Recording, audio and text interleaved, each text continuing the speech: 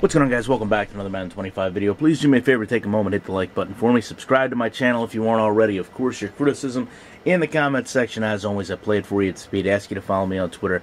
My username is ShutdownSafety. I want to talk about unified reactions in this play. To me, a major problem in Madden. I mean, yes, it's prevalent in video games, but really ruins the game from a simulation standpoint. To do this, we're going to look at two different things. The first thing I want to focus on is the offensive-defensive line interactions. I just want you to notice how these double team blocks all look the same. Now, the user control of the defensive end on the right side of your screen is going to be a free release, and that's okay because the play is designed to the opposite side, so he actually is allowed to come free on this. But as this play starts, you can see double team blocks straight across the board. In fact, 82, 79, 68, and 69 are all using the same animations here. And I don't like the fact that they're all using the same animations. Now, there's a little variation over with 63 and 74, but not too much.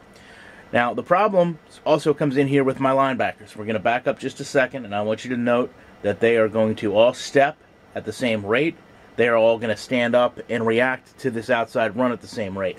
Now, the problem comes in with the way 82, 68, and 63 are going to go interact with these linebackers. Now, I think we can all understand that of my linebacking core, Cavell Connor, Kelvin Shepard, and Robert Mathis, in terms of just notoriety and obviously a player in real life, is the best linebacker out of this group. So the game has to find a way to deal with that. Now, up until this point, I can almost commend the game for the way they've allowed Mathis to show a better acceleration and awareness slightly in terms of how he's reading the play. However, look at how the game has to nullify this, because 63 has to slide all the way over.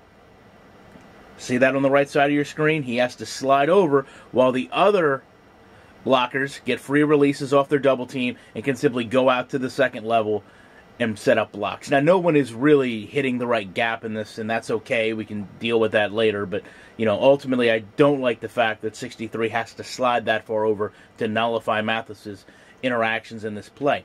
Now, I mean, there is some good here. As you see Peterson break to the outside, I mean, he had some interactions there with his lineman, but if you look upfield, I'm about to take user control of Brandon Merriweather, and he does a little juke here to get around me or maybe set me up the wrong way. I run to the outside of it, and just to take a moment here, this is one thing that really is prevalent when I take user control on Madden. I always have to correct angles. You see how immediately I've already gotten myself turned upfield? This game really at times wants to take some sharp angles to the ball carrier that puts you in a direct path of getting blocked if there's a fullback or tight end out in front. So the first thing I have to do is steer back away from this. And as I do that, it allows, as you said, as I said, because you haven't said anything, and maybe you have in the comment section, but I have to steer myself away from the fullback to try to get to Peterson, because obviously Peterson is faster and he's going to get to the corner faster.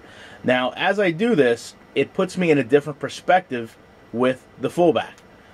So I'm able to kind of graze off him as he tries to block me, and this is a nice looking interaction.